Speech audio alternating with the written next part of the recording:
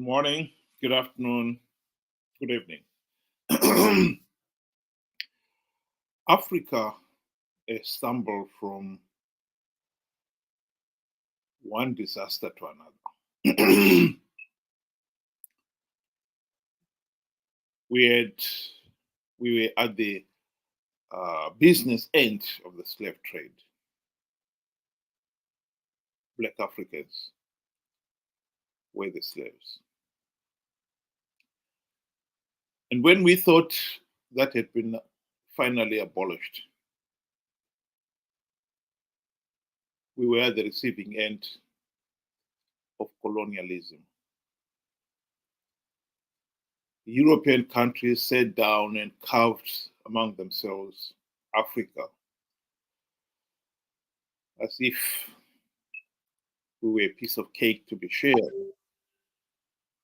We had no say in it. And it was to take 100 years plus to end world colonial oppression. And it is now nearly 100 years since the end of colonialism. And to be quite honest, many African countries look at the colonial days as the golden age. We have a problem. There is no doubt that we have a problem.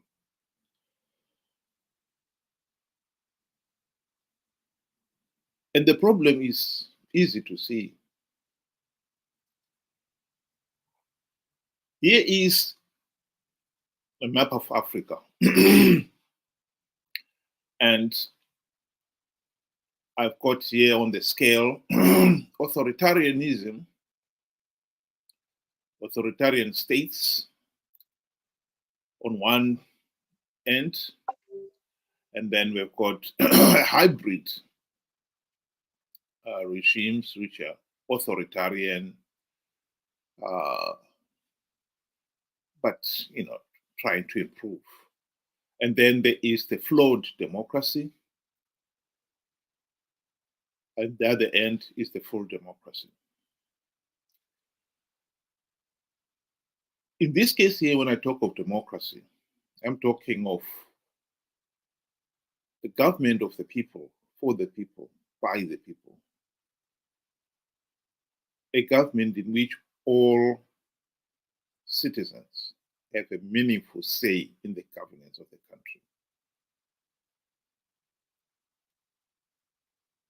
It's common sense why that government will serve the interests of the community, the whole society, other than the few.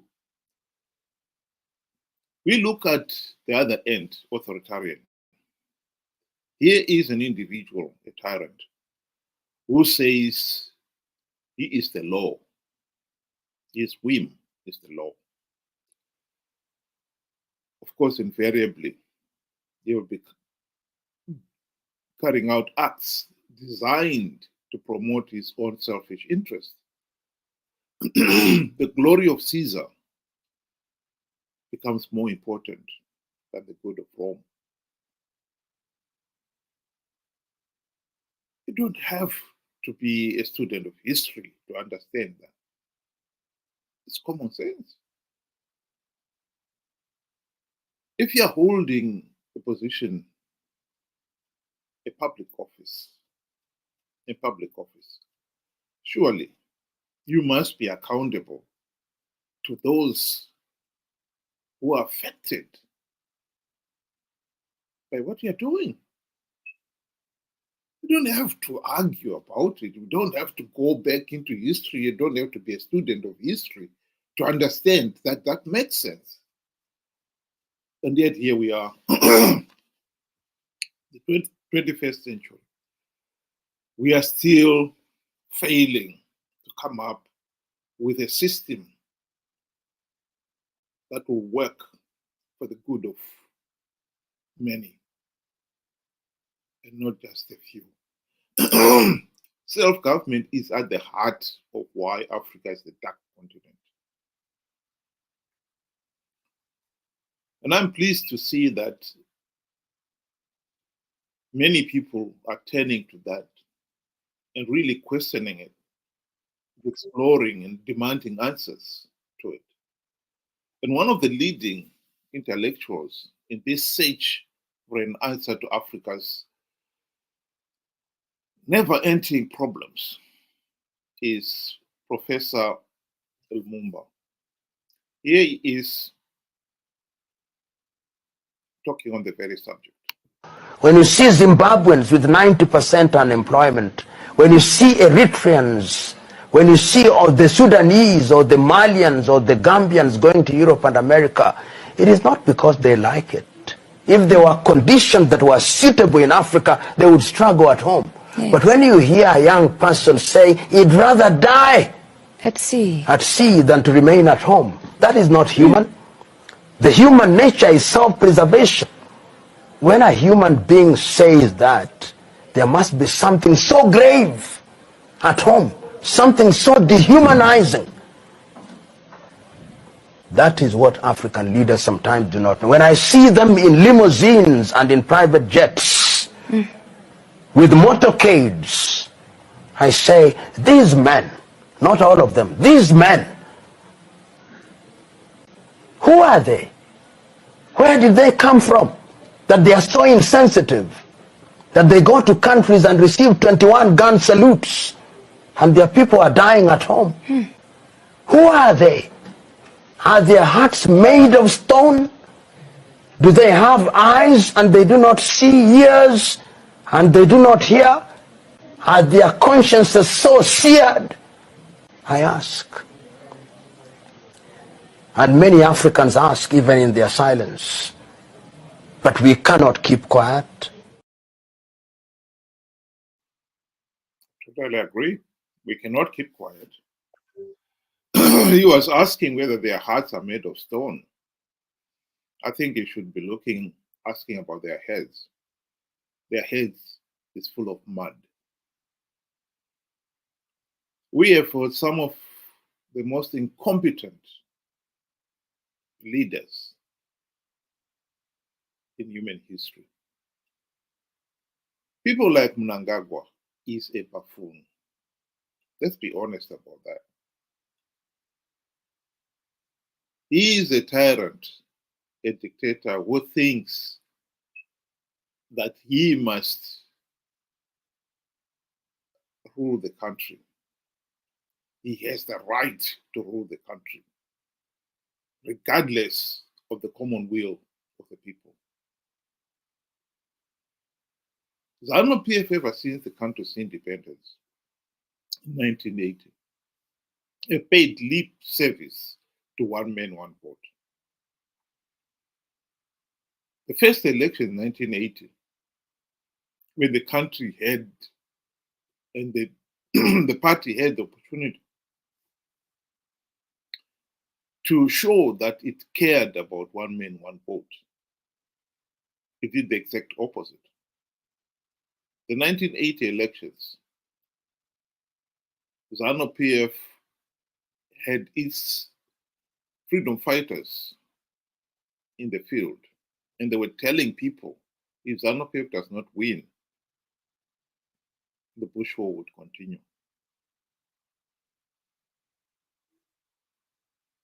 Was that from somebody who is committed to giving all the citizens a meaningful say in the governance of the country? Of course not.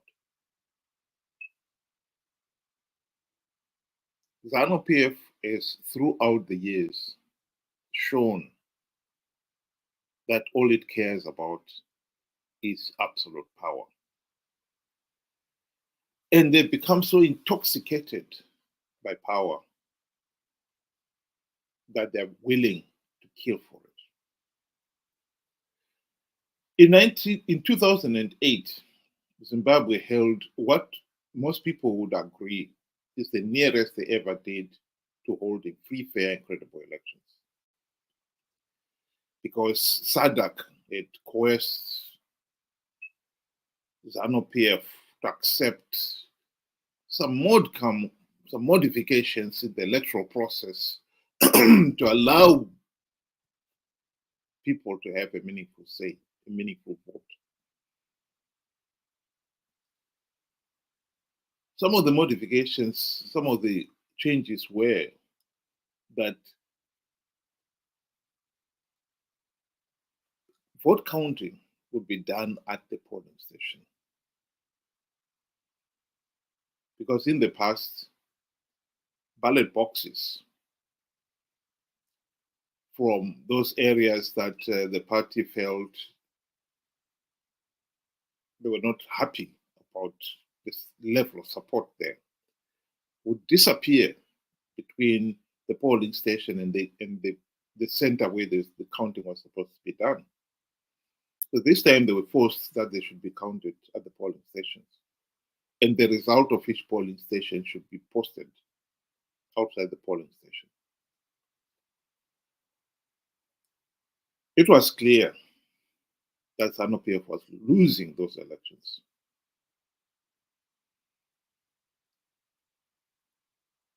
And Mnangagwa himself, he even boasts about it. He's the one who stepped in, instructed SEC to stop declaring the results. And this is what he said. 2008 patakaita ma-elections pakaposa papinda Tsvangirai ndandiri election agent ya president. Ma-results abuda tiri party headquarters vamutasa vanga vari secretary vedu ve-administration vamutasa muripi ndafona ndiri kwarusapi komogwenda kwarusapi seka ma-results achibuda kudai vanga aiwa zvako izvo Mnangagwa ndezvako endaenda kumusha ofisi vanga vabisa zvinhu zvavo zvose vatofunga kuti zani yadini yaparara. President ofona zvakamira sei kati ndomamira zvakaita takatodini kateda sei manje mama ndikati abvudzai baba nditaurira baba gadzirai politburo cabinet musarangarira zvimwe zivi gadzirai chi cabinet asi tangoda kuti muzive kuti 2008 ma-results abuda vamutasa vakatiza. As a country we face a generational transition. Vana vesa vari kuma below 35 they are crying out for help. The country is in a mess. Arusuru, we know we are inheriting a mess. We know this country has been left with nothing. I'm assuring you that starting from tomorrow, you'll see a different nation from what you have seen or read on the news about these results and everything. Where we are going ahead there, the situation will be very different. What we said to our people, they could not see with their own eyes. We're going to act as we see it fit.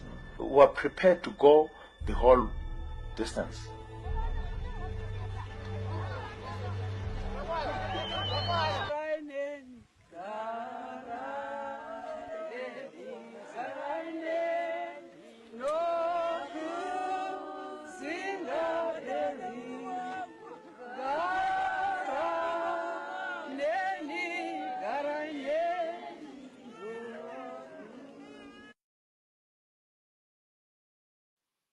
An unbelievable 500 people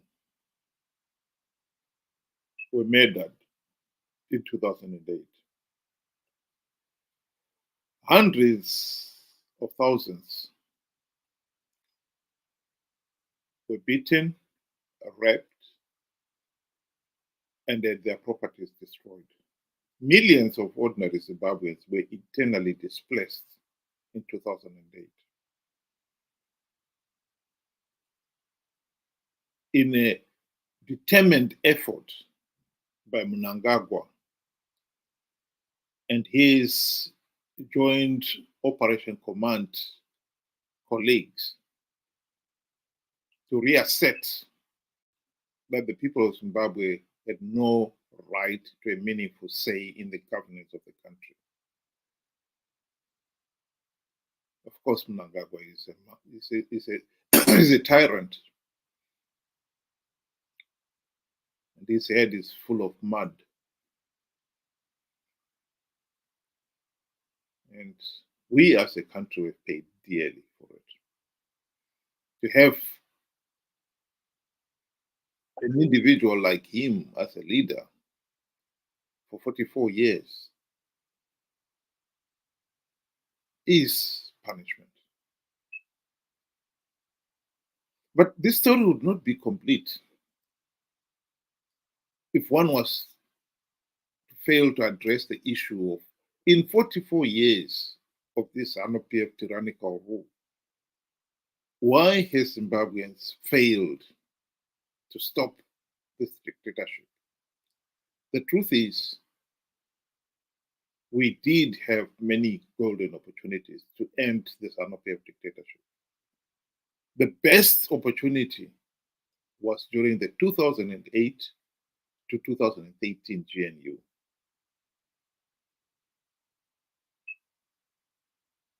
SADC refused to grant Robert Mugabe political legitimacy following the blatant cheating in the March vote and then the wanton violence that preceded the runoff.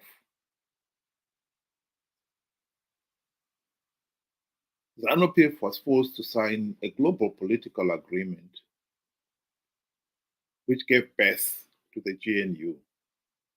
The primary purpose of the GNU was to implement the democratic reforms to end the ZANU-PF dictatorship.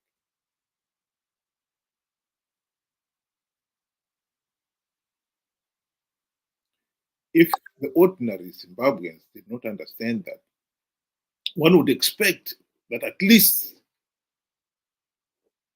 the opposition, Morgan Tsvangirai and company, understood it. After all, they were the ones who were elected by the people on the understanding that they would deliver the democratic changes. Alas,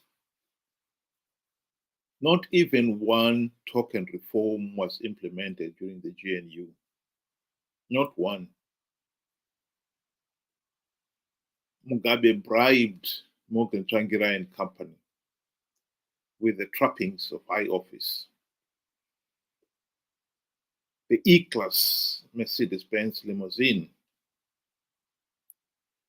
the very generous salaries and allowances,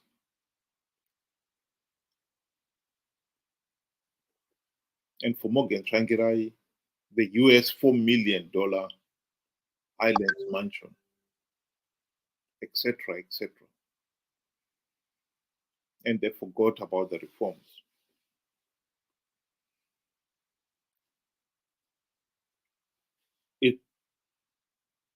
One could say, if they had any brain at all,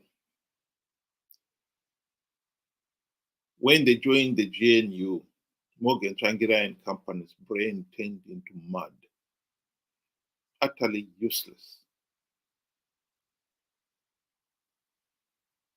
Ever since the GNU, MDC, CCC have participated in flawed elections to give ZANU-PF legitimacy.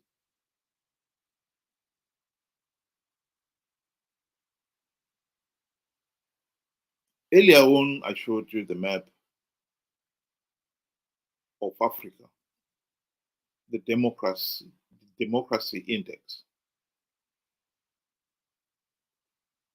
Zimbabwe, on the scale of 1 to 10, we are scoring 2 point something. We are an authoritarian state. And in this case here, it is not just the ruling party, but the opposition itself. Instead of having an opposition fighting for change, we have an opposition now that has been helping ZANU-PF stay in power by failing to implement even one reform in 24 years, including 5 in the GNU, and by participating in flawed elections to give ZANU-PF legitimacy out of greed. Here is a video clip of Margaret Dongwe, herself a former ZANU-PF MP, talking about the issue of corruption and how it has pervaded Zimbabwe society, including the opposition.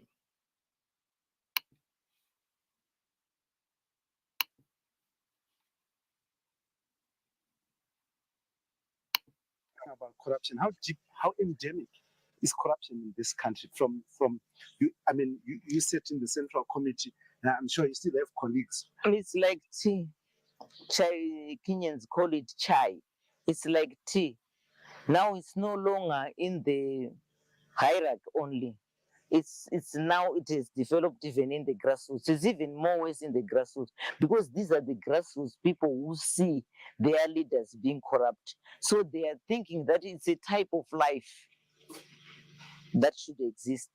And then the corruption is shrunk right to the grassroots. There's now corruption everywhere. Worse off with the leadership. Because they have a look. You asked me a very good question. You were in the Central Committee. You were a member of Parliament. You were this and that. Why are you feeling the pinch? It's because, I didn't believe in corruption. I'm not a selfish person. I'm a selfless person. And I'm like a social worker. Politics is not a business. This is what I want to remind most of our MPs and other people. Do you think they look at it as a business? Yes, they look at it as a business. Because they look at it as a business, seriously. Because the moment they go, business and employment creation, because if they go to Parliament, you are employed. You get a car, you get a stable salary, and you are paid until your term is over. Already you are employed. If you're out of employment. If you serve 2 terms, you get a pension? You get a pension. Then already, this is why people kill in politics. They kill to be in parliament. This is why we have violence in this country. Because there is no employment. The only employment which is there is in politics. There is no other outside employment. So for them, a very good example is, look at what happened to CCC, the Triple C party. Have a look. When they lost, when they said they were rigged, what I expected from them, I expected all parliamentarians to say, we are not going to go to participate in a rigged system. And we are not going to sit in a rigged parliament. Because the elections have been rigged. So all of us were not going to parliament. Imagine what could have happened. We could have gone into new elections. There's no way ZANU-PF was going to roll alone. You think so? Yes.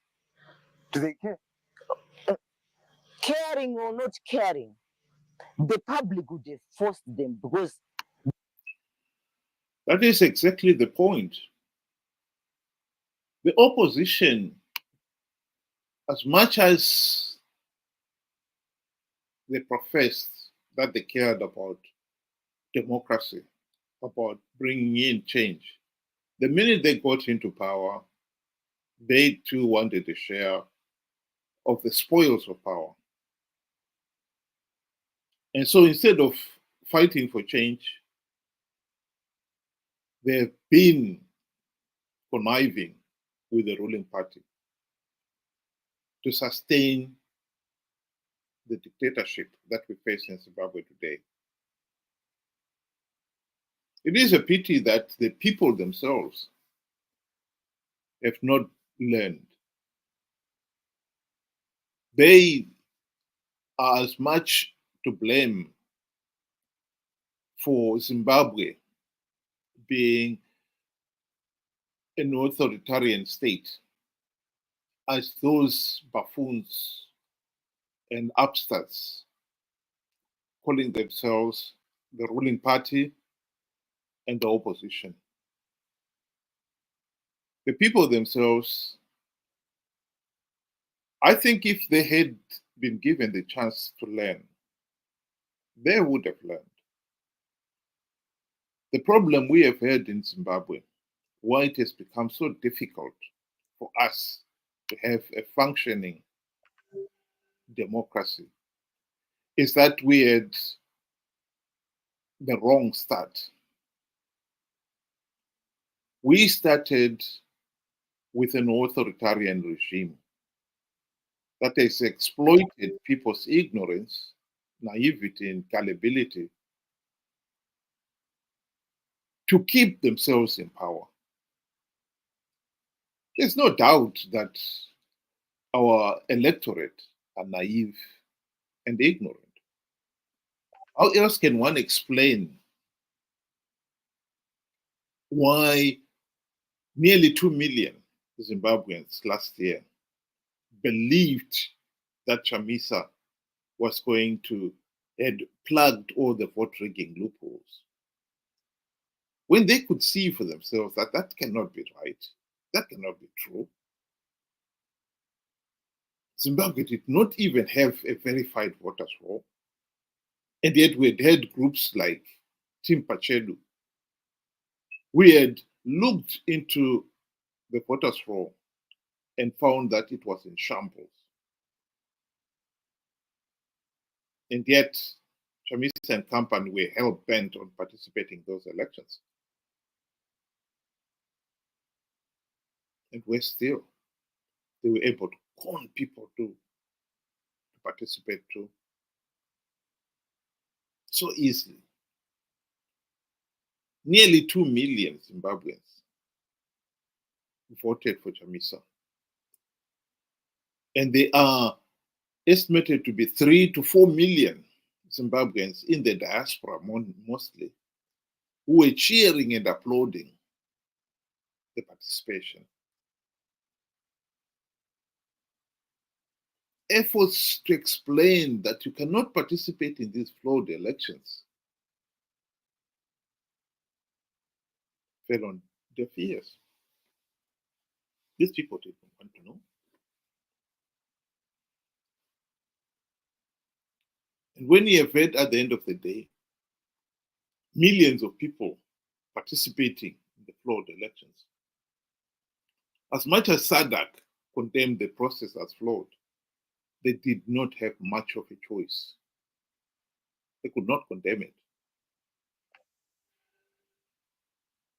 If Zimbabweans themselves are happy to participate in flawed elections, even when they know that participating will only give ZANU-PF legitimacy, surely it is not for SADC to say otherwise.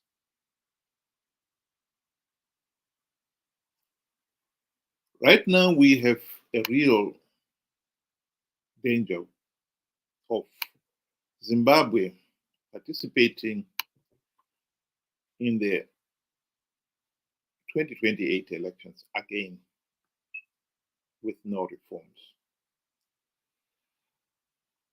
And if they participate in their millions, even if SADC was a way to come up with another damning report, SADC will find it very difficult to deny ZANU-PF legitimacy. We in Zimbabwe are stuck with a flawed political system. We have employed the opposition on the mistaken belief that the opposition will address these issues on behalf of the people. Unfortunately, that has not happened.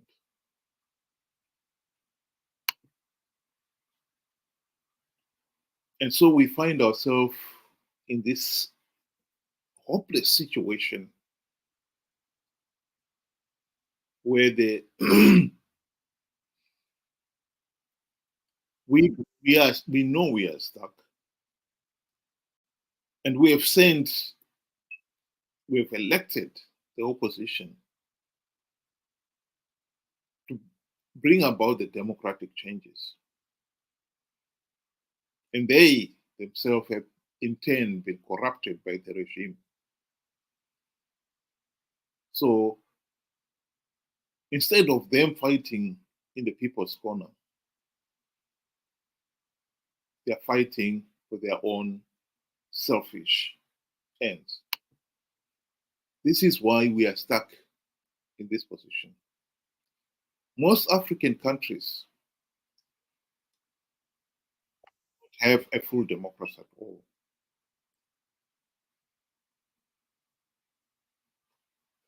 We in Zimbabwe, as you can see there, our democratic score point is 2.92.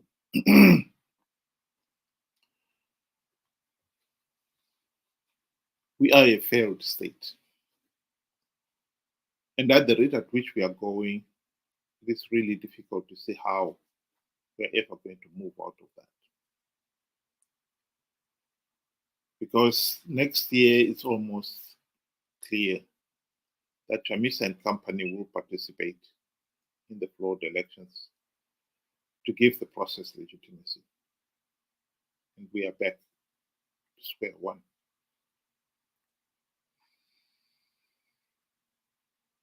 That is the reality that we have got to face. It is not rocket science. Good governance is at the heart of why we are a failed state.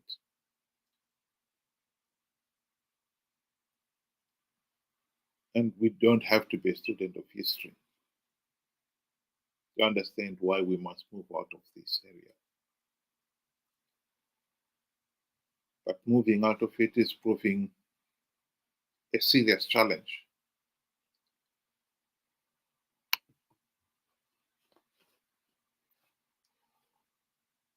This, of course, disheartening. But I'm glad that we have got intellectuals like Professor Lumumba who are really beginning to ask those really pertinent questions. Why we are a failed continent. The dark continent. We have got incredible wealth in terms of resources, mineral resources, natural resources, and incredible potential. And yet, Africa remains the poorest continent on earth. And for some of us, the situation is getting worse and worse. Corruption in Zimbabwe has become so rampant. Ironically, it has empowered the buffoons who are in power. Now they're able to bribe everybody from Povo with chicken and chips to chiefs, church leaders with motor vehicles to judges, deputy ministers and MPs with housing loans worth thousands of US dollars. Equals and housing loans, we all know it's a bribe. But that's where we are. Removing Mnangagwa is becoming tougher than ever before. We had the golden opportunity, so we wasted it. And now we are paying dearly for it. We have a chance of stopping the regime in its tracks if we do not participate in next year's elections, for instance. But with millions of our people who have been brainwashed to the point of being utterly useless, I think highly probable they will participate in next year's election, just as they participated in the last year's election. In 2008, 2028 elections, just as they participated in the 2023 elections, on the basis of an idiotic lie, to say the least. How anyone can believe that Chamisa has plugged all the vote rigging loopholes?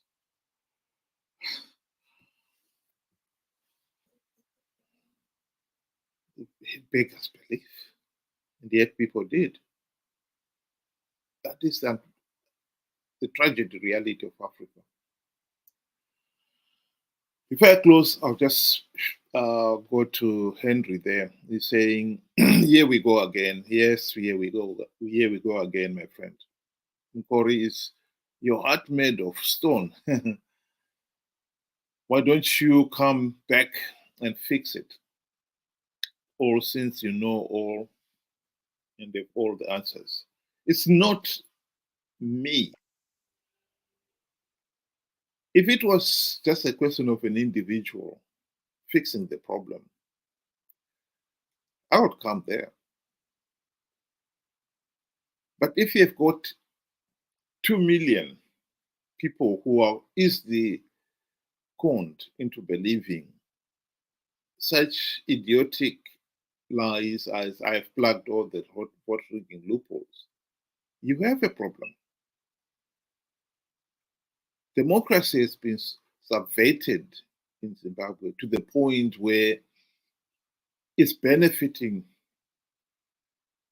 those in power. And both ZANU-PF and MDC-CCC know that the electorate are ignorant, naive, and gullible. And they'll be fighting hard to make sure that they stay that way. I think the solution is making sure that people open their eyes and see for themselves that they're being taken for a ride. Only then can we have meaningful change. If the people continue to believe that Chamisa, with his blatant lies, is fighting in their corner, it doesn't matter. You can have 200 more new political parties. That will not change anything. They will still follow idiotic solutions. It is not the individual that matter, Henry. It is the people. And unfortunately for us, the electorate has never been given the chance to learn. Because I think if they were given the chance to learn, they would not be as foolish as we see now. But we had a bad start, and we are where we are.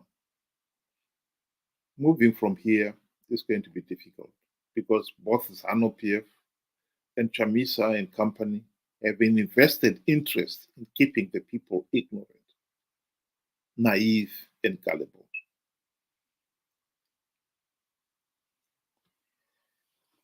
So that is where we are. The education of the electorate is at the heart of Zimbabwe moving forward.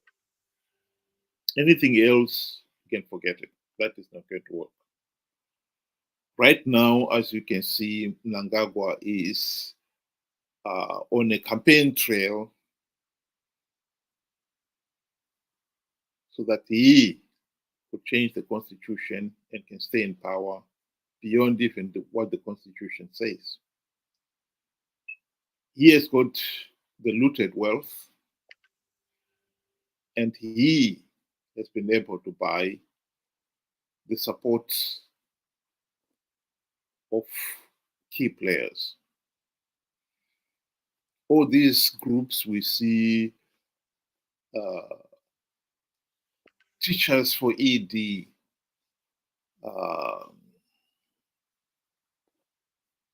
Mayindi for ED, these are meant to promote the individual.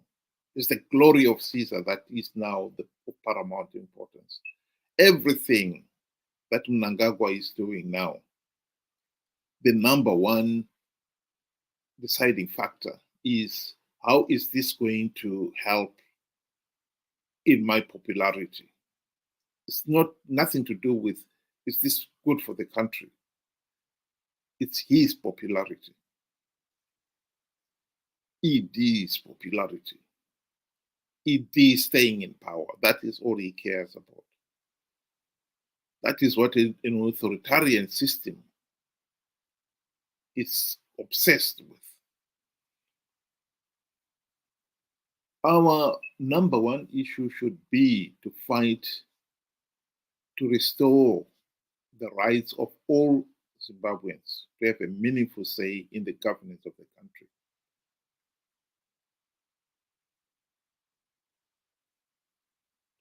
That is, I believe, what intellectuals like Professor Lumumba is fighting for. And I wholeheartedly is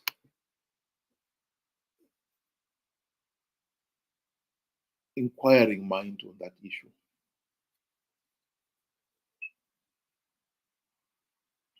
Before I go, I'll just play Professor Lumumba again. When you see Zimbabweans with 90% unemployment, when you see Eritreans, when you see all the Sudanese or the Malians or the Gambians going to Europe and America, it is not because they like it. If there were conditions that were suitable in Africa, they would struggle at home. Yes. But when you hear a young person say, he'd rather die at sea than to remain at home, that is not human. The human nature is self-preservation. When a human being says that, there must be something so grave at home, something so dehumanizing. That is. And we know what is dehumanizing in Africa, in Zimbabwe in particular, is the failed state. This is a system that has failed its people. That even basic services like healthcare and education have all but collapsed. And meanwhile, all we are doing is promoting the glory of a buffoon like Mnangagwa. Now, anyone can see that as a solution, beggars belief. And yet people do. And many of them are glorifying Mnangagwa because they think that is the only ticket to their survival, not knowing that they are digging their own grave. Authoritarian is not the solution, it's the case. And to believe that somebody like MDC CCC are going to help us get out of this mess, when in 24 years, including 5 in the GNU, they failed to implement even one token reform, is a serious intellectual shortcoming. This is only going to help. In fact, MDC CCC are the one who are helping ZANU-PF stay in power. And we, the people, are not smart, are not yet smart enough to see what is happening. This is a wake-up call, my friend. We want good governance in Zimbabwe. We have to earn it. We have to open our eyes.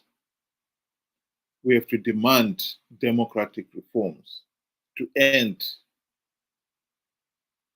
the dictatorship.